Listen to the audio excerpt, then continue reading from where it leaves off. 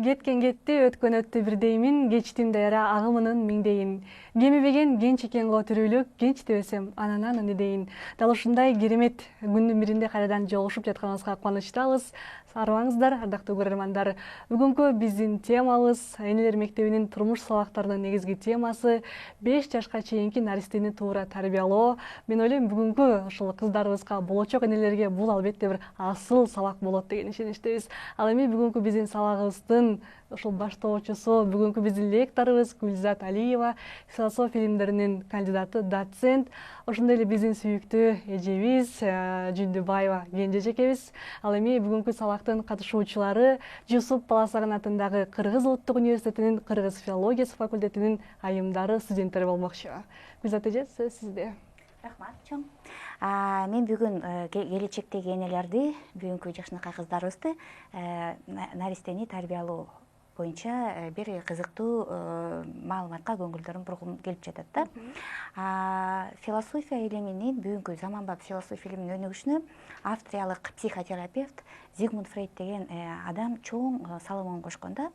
Ал адамдын пикири боюнча инсандын калыптануусундагы өзгөчө маанилүү этап болуп, бул жаңы төрөлгөн мезгилден баштап 5 жашка чейинки мезгил чоң мааниге ээ экен да. Анан бул киши айтканда, негизги инсандын калыптануусундагы эң чоң фактор болуп, бул либидо эсептелет дейт да. Эми либидону орусча которгондо бул биологическое влечение деп которулат, а кыргызча которгондо биологиялык тартылуу, биологиялык рахат алуу дегенди билдирет да. Бул адам, бул доктор Фрейд инсандын 5 жашка чейинки калыптануусу негизги 3 этапты басып өтөт дейт да. Биринчи этабы бул аралдык стадия деп аталат, оралдык стадия. Бул этап бала төрөлгөндөн баштап 1,5 жашка чейинки мезгилге чейин созулат. Бул этапта адамдын либидосун, адамга биологиялык рахат тартуулоонун негизги булагы болуп, бул эненин сүтү саналат экен да. Ошо бала эненин сүтүн кабыл алуу аркылуу бир чоң биологиялык рахатка батат экен да. Эгерде энеси ошо немени сүтүн бербей, өзүнүн сүтүн бир жасалма азык түлүктөр менен алмаштыра турган болсо, бала ошо энесине протез көрсөтө баштайт экен да. Анткени бала ошо энесинин сүтүн каалап жатат да. Энеси болсо өтө уялчаак, өтө маданияттуу болуп, же болбосо кандайдыр башка себептерден улам ошо өзүнүн сүтүн бербей, жасалма сүттөрдү берип атат да. Доктор Фрейдтин пикири боюнча, бул жасалма тамактануу баланы аралдык травмага алып келиши мүмкүн дейт да. Аралдык травманын 2 түрү болот экен. Бул эрте аралдык травма жана кеч аралдык травма дегенчи. Эрте аралдык травма баланын тиши чыкканга чейин мезгилге байкалат да. Эгерде ушул мезгилде энеси сүт бербей, жасалма тамактандырууга өткөрүп жибере турган болсо, бала жасалма түрдө биологиялык рахатты алууну көздөп баштайт да. Башкача айтканда, ал тырмагын тиштеп баштайт, бармагын соруп баштайт, же болбосо оозуна оюнчуктарды салып ошону тиштегилеп баштайт да. Анан агрессиясы күч алат, мындай балдар ыйлаак болот, температурасы көтөрүлөт, андан сырткары тамакка табити тартпай калат да. Анан кадыресе адамдар айтышат, бул бала жөн эле тиши чыгып атат депчи. Фрейдтин пикири боюнча тиши чыккан жок, ал ошо өзүнүн аралдык травма менен байланышкан биологиялык рахат алуусун каалап жатат да. Мунун натыйжасы эмне болуп саналат? Эми доктор Фрейдтин пикири боюнча, адамдын аң сезимин бир океан сыяктуу элестете турган болсок, биздин аң сезимибиз, түшүнүп аткан азыркы бүгүнкү күндө дүйнөнү кабыл алып аткан нерсебиз, бул айсбергдин ошо океандын үстүнөн чыгып турган гана кичинекей бөлүгү болуп саналат да. Экинчи бөлүгү болсо, бул предсознание деп коет орусчасычы, кыргызчасы болсо бул көмүскө аң сезим деп аталат. Көмүскө аң сезим бул биздин турмушта болгон, бирок бүгүнкү күндө унутуп калган нерсебиз кирет да. Көбүнчө маалыматтар ошо көмүскө аң сезимде сакталып калат да. Мисалы үчүн биз деген 2-класстан математикалык же көбөйтүүнүн таблицасын жаттаганбыз. Мен мисалы үчүн сиздер бүгүнкү күндө 2 жерде 2 канча экенин унутуп турасыңар, анткени мен силерге ал жөнүндө сураган жокмун. Бирок 2 жерде 2 канча дегенде силер мындан 10 жыл мурдагы кабыл алган информацияны көмүскө аң сезимден суруп чыгасыңар да. 2 жерде 2,4 деп. Же болбосо Париж кайсы мамлекеттин борбору деп сурасам, силер бул жөнүндө буга чейин эстебей тургансыңар, бирок муну 8-класстан кабыл алгансыңар, мында 5 жыл мурда деп коелук, бирок Париж Франциянын борбору деп дароо эстейсиңер. Бул көмүскө аң сезим деп коет да. Эми мындай информация бизде көп да. Эстетип койсо эле силер эстей бересиңер. Мисалы үчүн жанагы соттолуп жаткан адамды деле жана тергөөчү ошо көмүскө аң сезимдеги информацияны, маалыматты суруп алганга аракет аракет кылат да.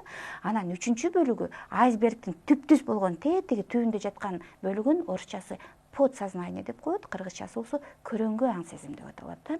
Көрөңгү аң сезим ошо биздин 5 жашка чейинки болгон биздин өмүрүбүздө болуп өткөн маалыматтар. Бүгүнкү күндө аны биз эч кандай эстей албайбыз, бирок ал биздин кыймыл аракетибизде байкалып турат да. Ошол мисалы үчүн биздин кичинекей наристенин тиши 6 айынан баштап өсүп баштайт. Биз төрөлгөндөн баштап 6 айга чейин эмне болгонун азыр эстей албайбыз. Ал информацияны же гипноздун жардамы менен эле эстешибиз мүмкүн, же болбосо кандайдыр өзгөчө бир медициналык каражаттардын жардамы гана эстебесек, а так эстей албайбыз да. Анан ошо аралдык травма биздин кыймыл аракетибизде кандай көрүнүшү мүмкүн да? Эгерде ошо 6 айга чейин энебиздин сүтү менен тамактанбай калсак, ал ошондой аралдык эрте травмага учурап калган балдар кийинчерээк тамеки тарткысы келип баштайт. Кандайдыр бир турмуштук оор жагдайга туш болгондо ал өзү түшүнбөй туруп эле ошо тамеки тартып, ошону менен ошо жанагы чыңалуусун, психологиялык чыңалуусун чечүүгө аракет кылат да.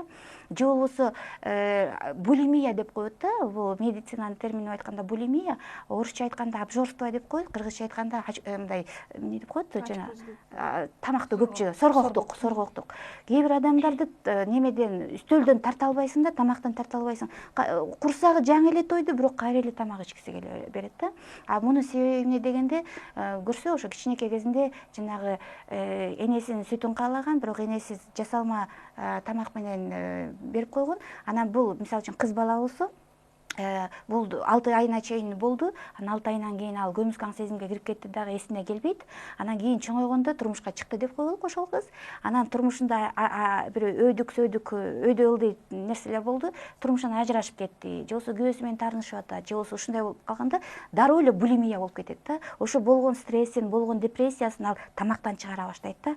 Мына жаңы эле тамакты ичти, тойду курсагы, бирок кайра эле тамак ичкиси келе берет да. Ошо көмүскө аң сезимдеги жанагы травма ушундай түрдө көрүнө баштайт да. Же болбосо бүгүнкү күндө жаштар чалмаңдатып сагыз чайнашат да. Эми сагыз деген бул 20-кылымдын башында пайда болду. Буга чейин сагыз болгон эмес. Анан чалмаңдатып чайнагандан кийин дагы ошо сагызды үйлөп чыгарып сыртка, анан башка адамдардын мындай кулагынын кужурунда алат, анан итиркейин да келтирет да. Анан мен сиздерге кеңешим, коомдук жайларда ушундай нерселерди кылбагыла да. Аралдык травманын кесепеттери менен байланышкан бир жагымсыз нерселерди кылбашыңар керек. Мисалы үчүн тамеки тартуу, сагызды чалмаңдатып чайноо, тилди такылдатуу, оозду эриндерди жалганып жуктануу жана башка иштерди кылбагыла да. Эми албетте, эгерде бизде аралдык травма болсо, биздин күнөөбүз эмес ал. Ошо бизди 6 айга чейин ал ата-энебиздин күнөөсү, бирок биз маданияттуу адам катары ошону мындай көзөмөлдөй билишибиз керек да. Коомдук жайларда чалмаңдап сагыз чайнабагыла. Анан аралдык травманын экинчи кеч аралдык травма деп коет. Бул баланын тиши чыккандан кийин байкалат. Бул учурда көпчүлүк энелер балдарына өзүнүн сүтүн бербей коюшат. Анткени балдар тиши чыгып, тиштеп энесине оорутуп баштайт. Анан натыйжада алар эмчектен чыгарып салышат да, тиги баласынчы. Бала деген ошо эненин сүтү менен ырахат алгысы келип атат да. Анан натыйжада ал энесине протез катары, ал уже тили да чыгып баштайт. Анан энесине протез катары бир тили менен бир нерселерди айтып, анан ошондон ырахат алат да. Мунун натыйжасы, кесепети катары бул психикалык садизм деген түшүнүк бар. Психикалык садизм деген түшүнүк бул башка адамдарга бир жаман сөздөрдү айтуу менен ошонун ырахат алуу да. Мисалы үчүн уят сөздөрдү сүйлөө менен ырахат алуу, бирөөнүн бир талуу жерине тийип алып, ошону чукулап, ошондон ырахат алуу, бирөөнү каргап шилеп, ошондон ырахат алуу. Эгерде ошондой адамдарды көрсөңөр, силер түшүнсөңөр болот, демек бул адам эмне себептен ошондой кылып атат? Демек бул адамда кеч аралдык травма бар да. Бул инвективдүү сөздөр деп коет. Бул сөгүнүү, сагынуу, каргап шилөө сөздөрү менен башка адамдан өч алуу. Ошо энесинен өч алуу, 6 айынан кийин 1,5 жашка чейин энеси сүт бербей койгондуктан улам ошондой нерседен ырахат алуу деп түшүнсө болот да. Анан бул темада чоң тема, кийин убакыт мүмкүнчүлүк болсо бул тема жөнүндө дагы кеңири сөз кылабыз. Экинчи стадия бул фекалдык стадия деп коет да. Биринчи стадиясы аралдык стадия деп аталды. Бул төрөлгөндөн баштап 1,5 жашка чейин болду. Экинчи стадия 1,5 жаштан 3 жашка чейин болот. Бул учурда адамдын либидосунун, биологиялык ырахат алуунун булагы болуп, эненин сүтү эмес, горшок эсептелет да. Горшоктун кыргызчасы кандай болот? горшок билесиздер да. Ошо кичинекей балдар горшокко отуруп алып, анан ошондон кечке отуруп алып, анан ошондон горшок ысып кеткенче отурат да, анан ошондон рахат алышат да. Атайын фекалия деген сөз эми мындайча которгондо адамдын организминен чыккан биологиялык мусорду фекалия деп аташат да. Анан ошо фекалиясын атайын ошо ичине кармап алып, организмине кармап алып, балдар кечке горшокко отура беришет, анан ошондон рахат алышат да. Эми ушул 1,5 жаштан 3 жашка чейинки мезгилдеги ата-эненин чоң милдети бар да. Ата-эне баласын маданиятка үйрөтүш керек да. А маданиятка үйрөтүү горшокко отургузуудан башталат да. Ошо горшокко туура отургузууну үйрөтүүдөн башталат. Ушул учурда 1,5 жаштан 3 жашка чейинки мезгилде балдарда өзүн өзү баалоо, өзүн өзү өз алдынча болууга мындай калуу тилек күч алат да. Мисалы үчүн бала деген тийбе өзүм ичем, тийбе өзүм кийем деген сөздөрдү айтып баштайт да. Эгерде ушул учурда ата-энеси ошо баланын өз алдынчалуулугун же болбосо өзүнүн сүйлөөсүн мындай орой формада басынтып, бир уруп согуу аркылуу же болбосо бир тилдөө аркылуу горшокко отургузууга үйрөтсө, балдар фекалдык травмага учурап калышы мүмкүн да. Анын себептери, кесепеттери дагы абдан көп, бирок өтө ашынган кесепети катары бул өнөкөткө айланган энурез деп атаса болот. Энурез деген эмне? Энурез деп бала дайыма төшөгүн булгап коет да. Эртең менен ойгонгондо бала дайыма суу болуп ойгонот да. Анан бул доктор Фрейдке чейин ойлошкон, бул энурездин, өнөкөткө айланган энурездин негизги себеби бул физикалык факторлор болушу мүмкүн деген да. Бала сууну көп ичип алды, бөйрөгүнө сук тийип калды, же болбосо жеңил кийинип эшикке жүрүп сук тийип калды жана башка деп ойлошкон да. А доктор Фрейд айтат, жок, бул өнөкөткө айланган энурездин негизги себеби болуп физикалык факторлор эмес, психикалык факторлор эсептелди дейт да. Анткени айрым эми балдардын 5 жашка чейинки балдардагы энурез бул табигый көрүнүш. Баарыбыз эле ошол стадияны өткөнбүз да. А бирок кээ бир адамдарда өнөкөт энурез турмушунун аягына чейин, өмүрүнүн аягына чейин уланып кетет да. Анан ошолорду изилдеп отуруп, Фрейд айтат, бул энурезге, өнөкөт энурезге алып келген себеп болуп баланын өзү эмес дейт, ата-энеси күнөөлүү дейт да. Анткени ошо биринчи жолу ошо төшөгүн булгап койгондо ата-энеси баласын катуу уруп койгон, катуу жазалап койгон. Натыйжада жана коркуу сезими көмүскө аң сезимге түшүп кеткен дагы, бала ошол биринчи жолку ата-энесин жазалаганы эсинде жок, бирок баягы уктап жатканда ошо көмүскө аң сезимдеги маалымат ойгонуп, анан бала улам ошо энурезди кайталай берет да. Анан ушул энурезге байланыштуу бир мисалдарды келтирсем да, себеби силер да келечекте энелерсиңер, силердин балдарыңарда мындай энурез болбошу керек да. Кыргыздын балдарында мындай нерселер болбошу керек. Ошо доктор Фрейд бир мисалды келтирет да. Мага бир өтө дөөлөттүү үй бүлөдөн аксөөк адамдар кайрылышты дейт да. Күйөөсү дагы, аялы дагы жогорку кызматтарда иштешет экен дейт, көп тилдерди билишет экен дейт, абдан бай адамдар экен дейт да. Ошонун жалгыз уулу бар экен дейт. Ал уулу 12 жашка чыгыптыр дейт. Бул уулу ошол үй бүлөнүн сыймыгы экен дейт. Анткени бала таланттуу төрөлүптүр. Тубасы математик экен да. Ошол бала математикадан сырткары шахмат боюнча колледждин чемпиону экен да. Ата-энеси ошо жалгыз уулу менен абдан сыймыктанышат, бирок бир гана көйгөй бар. Балада өнөкөткө айланган энурез бар да. Анан ошо энурез болгон сайын ата-энеси ал баланы уруп согушкан, коркутушкан, башка классташтарыңа айтабыз, муну токтотпосоң мугалимдерге айтабыз, туугандарыбызга айтабыз, сен андайсың, сен мындайсың деп анын баланы мындай басынтышкан да. Натыйжада буга чейин аябай идиреги менен колледжге барып, математикалык жагынан өзүн абдан көрсөтө алган бала эми комнатасынан чыкпай депрессияга кабылган да. Анткени ал элдерден уялган. Анан акырында ата-энеси ошону баланы ээрчитип алып Фрейдке келип атат да. Анан Фрейд бала менен жалгыз калып, аны менен сүйлөшүп атат. Мага дейт, ата-энең айтты дейт, сен аябай таланттуу математик экенсиң деп айтты. Сага кайсы математикалык тема жагат десе, бала айтып атат, мага геометриялык прогрессия жагат дейт. Анан тиги Фрейд айтып атат, мен математик эмесмин да дейт, мен врачмын. Сен мага түшүндүрчү, геометриялык прогрессия деген эмне десе, бала түшүндүрүп атат да. Геометриялык прогрессия, мисалы үчүн 2-ге 2-ни кошсоң 4 болот. 4-ке 2-ни кошсоң 6 болот, бул арифметикалык прогрессия дейт да. Ал эми 2-ни 2-ге көбөйтсөң 4 болот, 4-тү 4-кө көбөйтсөң 16 болот, 16-ны 16-га көбөйтсөң там 226 болот жана башка деп мындай геометриялык прогрессия тез кетет дейт да. Ой, сонун сен аябай жакшы математик турбайсыңбы дейт. А сен эмнеге ушундай өнөкөт энурезди кылып атасың десе, бала айтат. Мен эртең менен ойгоном дейт. Эртең менен ойгонсом эле мен татынакай, өтө билимдүү, өтө көп тилдерди билген, өтө маданияттуу апам мени деген жаман көз менен карап турганын түшүнөм дейт. Анткени менин төшөгүм булганып калды дейт да. Анан мен ошондой маданияттуу апамды көргөндөн, көзүнө мындай тикке карагандан уялам дейт да. Анан апам мени күн сайын урушат дейт.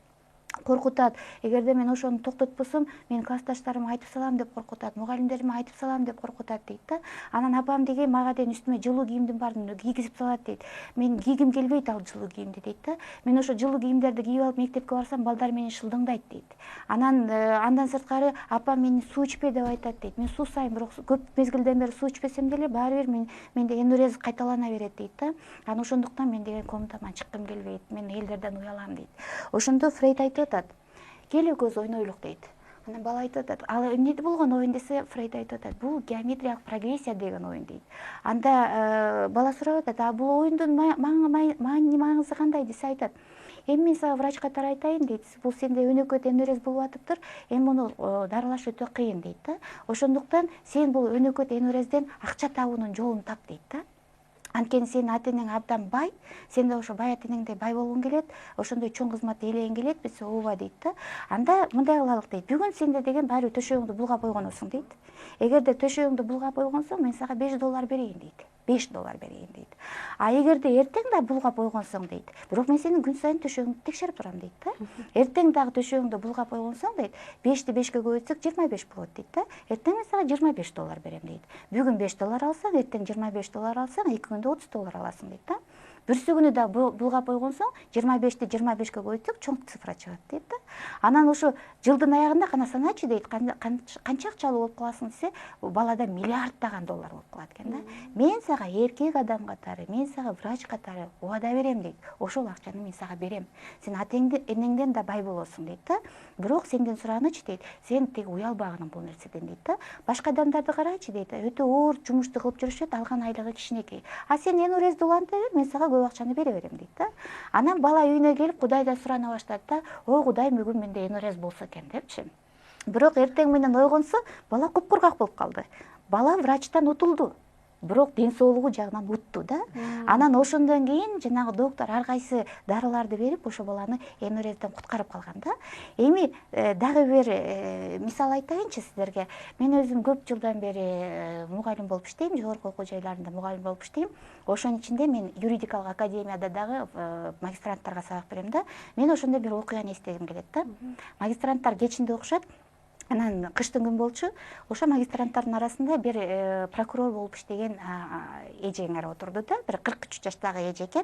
Анан карасаңар мындай аялдарды айтып коет да, мындай юбкачан эркек киши деп коет да. Мындай эркек мүнөз, мындай ушундай каардуу көз караштагы ушундай бир эжекеңер отурду.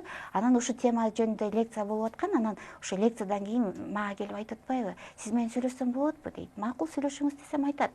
Мен мектепти алтын медаль менен бүтүрдүм дейт. Абдан жакшы ырдайм дейт. Мен гитарада жакшы ойнойм дейт. Мектепте деген ошо орусча айтканда душа компания болчумун дейт. Мектепте болгон концерттер, болгон иш-чаралар менсиз өтчү эмес дейт. Анан өзгөчө мен юрфакка өттүм дейт да. Юрфакты кызыл диплом менен бүттүм дейт.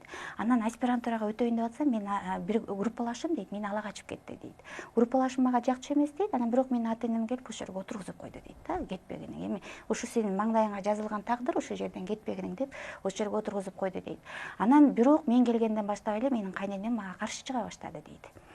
Кайненем айтты дейт, ой, мен билем дейт, сен абдан жакшы окуучусуң, кызыл диплом менен бүткөнсүң, менин балам сага караганда жаман окуучу, бирок сен деген менин келинимсиң.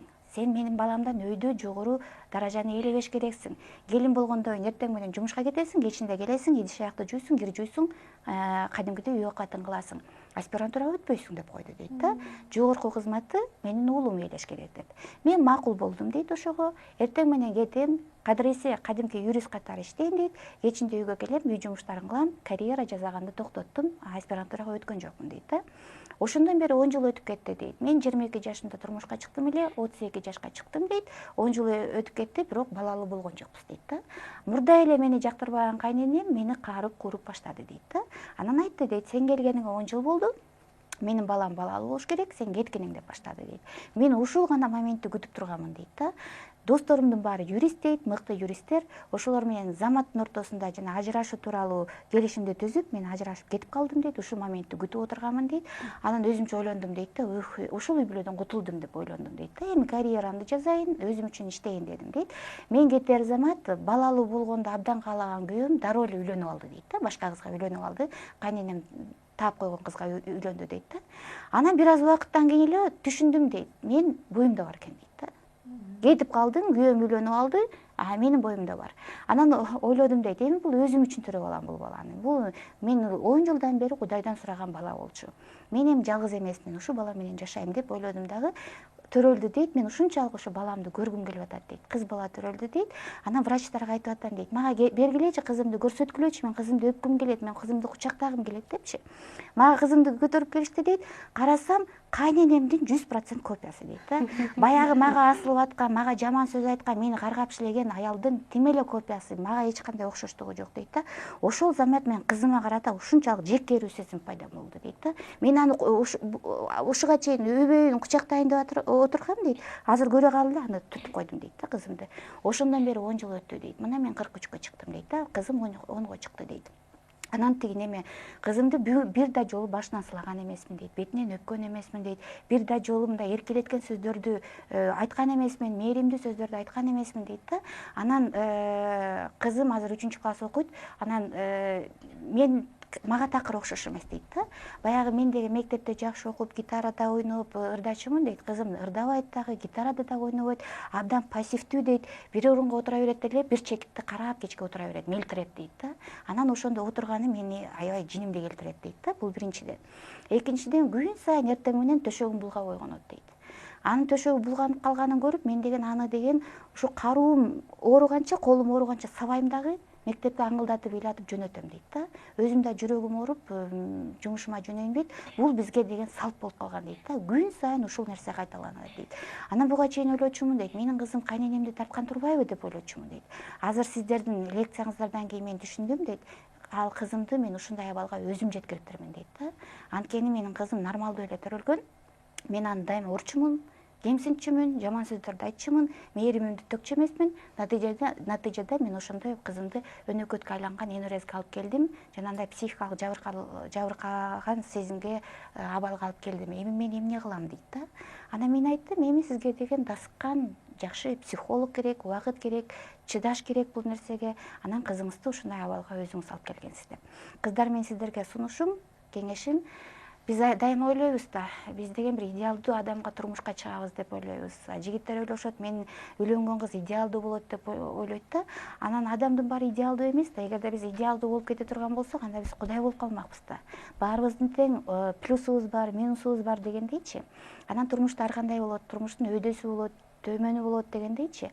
Анан эгерде турмушка чыккан жигитиңер идеалдуу эмес болуп калса, баланын эч кандай күнөөсү жок.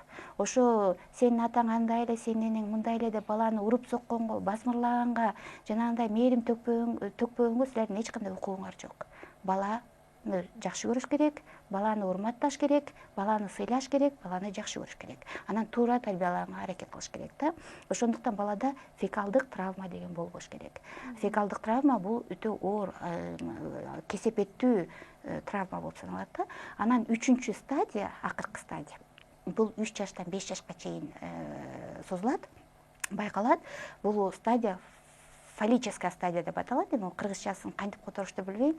Фаллическая стадия бул гректин фалос деген сөзүнөн алынган. Фалос кыргызча которгондо жыныс органы дегенди билдирет да. 3 жаштан 5 жашка чейинки балдар өзүнүн кайсы жыныска таандык экенин түшүнө башташат да. Кыз балдар кыз экендигин, эркек балдар эркек бала экенин түшүнө башташат. Буга чейин алар түшүнүшкөн эмес, кыз балабы, эркек балабы түшүнгөн эмес. Эми алар түшүнө башташат. Натыйжада балдардын либидосунун негизги объектиси болуп, гашок же энесинин сүтү эмес, карама каршы жыныстагы ата эне саналат да. Башкача айтканда, кыз балдар өзүнүн атасын жакшы көрүшөт, өзгөчө сыйлашат, а эркек балдар болсо өзүнүн апасын абдан жакшы көрүп, өзгөчө сыйлашат да. Натыйжада 3 жаштан 5 жашка чейинки балдарда эки комплекс пайда болот. Биринчиси Эдиптин комплекси деп аталат, экинчиси электранын комплекси деп аталат. Эдиптин комплекси бул кичинекей баланын, 3 жаштан 5 жашка чейинки баланын өз энесин чоң эркек сыяктуу сүйүп калышат алат да. Эми Эдип деген ким болгон? Эмне үчүн Фрейд бул комплексти Эдиптин комплекси деп атайт да? Эдип бул грек мифологиясында каарман. Ал төрөлгөндө атасы падыша болгон, атасына көз ачыктар айтат, бул бала сени чоңойгондо өлтүрүп коет деп. Анан коркуп кеткен атасы аны деген ошо өзүнүн кызматкерине, малайына берип, токой калпарып өлтүрүп сал дейт. Малайы токой калпарып баланы өлтүрүүгө колу көтөрүлбөй, аны бир баласыз падышага алып барып берет. Баласыз падыша ал баланы өзүнүн баласындай кылып багып чоңойтот да. Анын баланын атын Эдип деп коет. Эдип кичине чоңоюп балдар менен ойноп баштаганда башка балдар ага айтып баштайт: "Сен деген таштанды баласың, сени багып алган" деп. Анан Эдип апасына келип сурайт: "Мен таштанды баламынбы же силердин балаңармынбы" деп. Анан апасы, багып алган апасы аны абдан жакшы көрчү. Ал айтат: "Сен биздин гана баласың. Сага жөн гана туура эмес маалыматты айтып атат" деп. Анан Эдип чоңойгондо түшүнө баштайт, ата-энесине окшош эмес. Анын үстүнө жанагындай таштанды бала деген сөздөр көп айтыла баштайт. Анан ата-энеси буга жооп бербей койгондуктан Эдип көз ачыктарга барат да, сурайт: "Мен өзүмдүн ата-энемдин баласымынбы же таштанды баламынбы" деп. Буга көз ачыктар жооп бербейт. Алар айтышат: "Эдип, сенин тагдырың өтө оор, анткени сен өз атаңды өлтүрүп, өз энеңе үйлөнөсүң" деп. Анан Эдип баккан ата-энесин өзүмдүн ата-энем экен деп түшүнүп, ушул көз ачыктардын сөзү келбеш үчүн өзүнүн шаарын таштап, башка шаарга качып жөнөйт. Анан жолдон бир аксакал адамга жолугат, экөөнүн ортосунда бир чыр чыгып кетип, жаш күчтүү Эдип бир сокку менен баягы абышканы өлтүрүп салат да. Ал башка шаарга келсе, жана өлгөн абышка ошол шаардын падышасы экен. Анан элдер айтышат: "Эми падышабыз өлүп калды, жаңы падыша шайлаш керекпиз. Жаңы падыша шайлаш үчүн табышмак айталык. Табышмакты ким тапса, ошол падыша болот" дейт да. Анан табышмакты Эдип табат дагы, ошол шаардын падышасы болуп калат. Ошол шаардын мыйзамы боюнча жаңы падыша эски падышанын, мурунку падышанын жесирине үйлөнүш керек болчу экен да. Жесир талаада калбаш үчүнчү. Анан баягы жесир аялга үйлөнөт, анан көп жылдар өтөт, анан баягы шаарды чума каптай баштайт да. Бир оор, катуу жугуштуу оору каптап, элдин баары кыйналып баштайт. Анан Эдип баягы көз ачыктардан сурайт да: "Бул эмне болгон оору" депчи. Мунун себеби эмне десе, көз ачыктар айтат: "Ушу биздин шаарга" дейт, "өтө оор кылмыш жасаган адам келиптир, сен ошону тап" Эдип дейт. Эдип аны издеп таба албай коет, акырында сурайт: "Мен аны таба алган жокмун, ал ким?" десе айтат: "Ал сенсиң Эдип" дейт. Ошо жанагы сен өлтүргөн киши сенин чыныгы атаң болчу, а сен үйлөнүп алган аял бул сенин чыныгы энең. Анан баягы териштирип башташат, Эдиптин багып алган ата-энесин чакырат, баягы өлтүр деген кызматчыны чакырат. Акырында баягы териштирүүнүн натыйжасында Эдип чынында өз атасын өлтүрүп, өз энесине үйлөнүп алганы анык болот.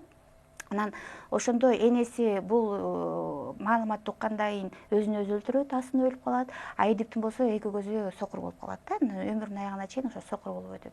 Анан ушул каарманды ошо жанагы кичинекей эркек балага карата пайдаланып Эдиптин комплекси деп атаган да. Эми азыр анын маңызын да түшүндүрүп берем. Электра дагы бул грек мифологиясындагы каарман болуп саналат. Ал өзүнүн атасын абдан жакшы көргөн кичинекей кезинде, бирок апасы ошо атасын өлтүртүп коюп, анан башка адамга турмушка чыгып кеткен. Электра ошол себептен энесин жек көргөн. Анан кийин чоңойгондо ал энеси менен анын экинчи күйөөсүн, башкача айтканда өгөй атасын өлтүрткөнгө буйрук берет да. Анан жана кичинекей кыздардын комплексин Фрейд электранын комплекси деп атаган да. Эми Эдиптин комплекси менен электранын комплекси кандай формада өтөт? Негизинен 3 жаштан 5 жашка чейинки балдар, эркек балдар апасын абдан жакшы көрүшөт да. Анан атасына кызгануу сезими болот да. Атасынан кызганып ошо апасын, анан ошонун таасири астында тарбияланышат да.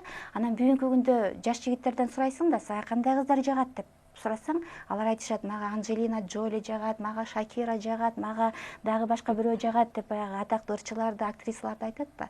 Бирок Анджелина Джоли дагы, Шакира дагы биздин жигиттерге турмушка чыкпайт. Негизинен жигиттер кандай кыздарга үйлөнөт? Алар көмүскө аң сезимдин деңгээлинде өзүнүн апасына окшош кызды издейт да. Өзүнүн апасына окшош кызга үйлөнөт да. Мисалы үчүн бир мисалды келтирсем, бир тааныштарыбыз бар, милиционер болуп иштейт. Анан жаш кезинде ошо көп кыздар менен дос болуп жүрдү да. Анан бирок анын бирине да үйлөнгөн жок. Анан кийин жөнөкөй эле кадыресе кызга үйлөндү. Биз таң калдык да. Буга чейин дос болуп жүргөн кыздар кандай сулуу кыздар эле, кандай жакшынакай кыздар эле. Эмне үчүн бул кадыресе кызга үйлөндү депчи. Анан мен сурап атпаймынбы, эмне үчүн сен аялыңды ушунчалык жакшы көрөсүң? Буга чейин сен достошкон кыздарың башкача эле го, мындай башка деңгээлдеги кыздар эле го десе, ал айтат да, менин аялым менин апама аябай окшош дейт. Мүнөзү да окшош дейт. Тамак даярдаганы да окшош. Ал тургай мени урушканы да окшош дейт да апама. Мен ошондуктан мен өзүмдүн аялымды абдан жакшы көрөмүн дейт да. Электранын комплекси болгондо да ушундай, кичинекей кыздар атасын абдан жакшы көрөт да. Ал тургай байкасаңар керек, кичинекей кыздар атасына окшош болуш үчүн эле баштайт да, мен үчүн кыз болуп туруп элди, мен кыз болгум келбейт, мен атама окшош болгум келет, мен эркек болгум келет деп кичинекей кыздар ыйлайт да. Бул электранын комплекси. Анан кийин чоңойгондо дагы кыздар көбүнчө турмушка чыкканда ошо атасына окшош жигиттерди тандашат да. Эми ксерокопия болуу шарт эмес, атасынын ксерокопиясы болгон. Мүнөзү жагынан болобу, же бир белгиси, бир кандайдыр бир белгиси боюнча атасына окшош жигиттерге турмушка чыгууну каалашат да. Анда бул электранын жана эдиптин комплекстеринин кесепеттери тууралуу турмуш сабагынын кийинки сабактарында дагы кенен айтып берсем, анткени убакыт кичине тар болуп калды. Рахмат.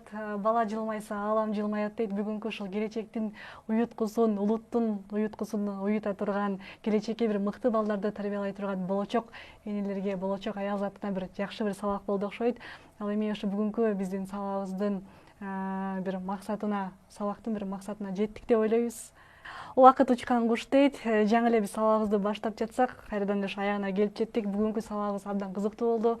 Баарыңызга ыраазычылык билдиребиз. Ар дайым бар болуңуздар. Амандыкта көрүшөлү. Кайрадан көрүшкөнчө бар болуңуздар.